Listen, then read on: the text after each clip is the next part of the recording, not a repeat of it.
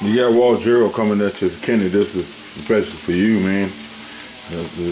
Like I was telling you, this when you finish cooking off your pork steaks, which we see right here, then you start putting your onions and stuff in there in your skillet.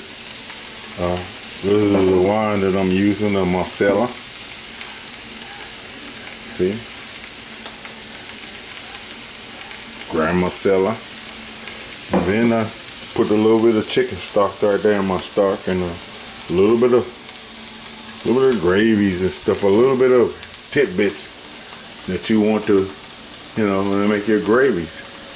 And then you can put a little bit of extra water in there or whatever, and then stir them right back into your mushroom pan here, in which you got to stir around a little bit. Good. Stir those around. You feeling me, Ken? Stir those around. You got some garlic, I got mushrooms, I got onions, got everything in there. And then the thickening solution is on your pork chops. You put the flour on your pork chop. You flour with your pork chops. Okay? And after you flour with your pork chops and poured your